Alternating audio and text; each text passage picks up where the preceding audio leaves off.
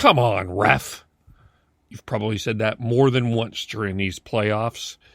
After another debacle of a weekend of officiating, what does our resident official, Tyler, think about officiating? We talked about that on the Hockey Podcast. They really do need to find a way to just let them play, call a penalty, and stay consistent within that if the penalty does need to be called. And the other thing that's baffles me is the fact that, something big like that, where there's blood everywhere, was completely missed. Yeah. Well, and then the other thing that's been pointed out as well is that I think I'd have to relook at the NHL rule book, but if it's like the Hockey Canada rule book, I mean, something that constitutes a double minor like that is something where at the next stoppage, the linesman can come over and inform the referee. But when have you ever seen that happen in the NHL? I mean, this is where the ego gets in the way, right? Like the linesmen don't want to undermine the referees, and the referees aren't interested in hearing from some JFL, as we call them, just an effing linesman, about a penalty call. Okay, never heard that before. That's awesome. I've never heard this before. AFLs, yeah. So the egos get in the way of getting the call right, and that's what that's I think part of the issue there last night as well. Well, shouldn't they be working as a team? Yeah, right. Well, you'd think so, but it didn't happen there, guys. I mean, you can look, you can say with credibility, 4 guys missed it last night. Somebody had to have that. Can I just toss us back just to the Islander-Tampa Bay game, the Braden Point goal, or the Braden Point crash into Varlamov? I mean, that is a situation. It's not that my frustration wasn't that they got the call wrong. It's the fact that the 4 officials on the ice didn't take the time to actually discuss what actually happened and make a determination. The referee made the call like that, and we moved on. And it's just like, why do you have 4 people on the ice if you're not going to communicate together? We expect our hockey teams to communicate. Yeah. Should we not expect the same from the referee and the linesman? Yeah, and I mean, in baseball, the umpires get together when they have to. In football, it's definitely a team effort in how they officiate games, and hockey is a different culture in that regard, apparently. I would think that they would be scared for their jobs and the notoriety of who they are as a person or as a referee. That's the only thing I can think of. And so, if you're going to be egotistical about it, then that's all you're thinking about is your own job and not actually doing the proper call and do it justice. Because that Braden Point crash into the net to Varlamov, that was blatantly pushed by the defenseman, whoever that was.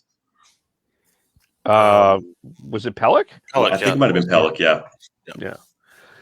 I think that's the part that gets that's the part that's frustrating. And sure, the NHL, I guess, the NHL is going to fine everybody that complains about the officiating, but they don't put the officiating in front of the media. They never have to answer a question. And that, let's be clear, that's across pro sports. That's not NHL only.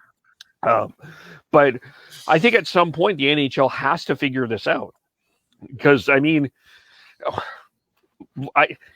we've got ESPN and you've got TBS, TNT that's going to be carrying games next year. You're going to be attracting a new audience.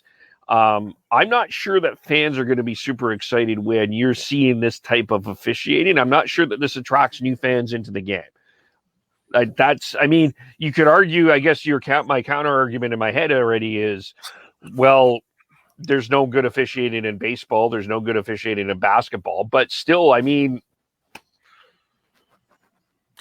Well, to me, the reason why it's poor is something that it goes beyond just what the NHL can do. At the amateur levels of many sports, officiating is getting to be a thinner and thinner pool of talent.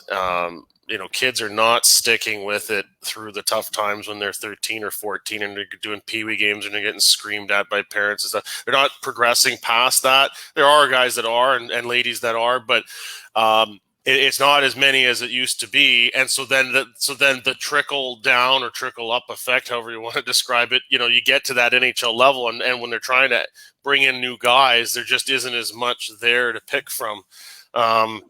So And then, yeah, you can keep your senior officials on longer, but then the realities of father time set in where it's harder for them to keep up out there. Eventually, they have to go. They're not going to stay there anymore. And once an experienced guy, like whenever it was that Bill McCreary retired, Hall of Famer, that experience was lost, and the net result for NHL officiating is that it's not as good. And the players wanted him doing all the big games, and they haven't seemed to really find anybody else since then that's been of that kind of status, right? That trust level with the players. So the NHL is trying to do some things. They're trying to find some guys that had minor league careers and convert them into referees. I think currently there's like in the officiating ranks of the NHL right now, there's 8 that had some kind of a pro hockey career prior to becoming NHL refs. I think 1 that actually did play in the NHL at some point in the past. But that it's been pointed out to me on Twitter as well. That's created some issues, some side effect issues with that, because there's those guys are getting the opportunities, and others that have been grinding it out their entire lives are being passed over.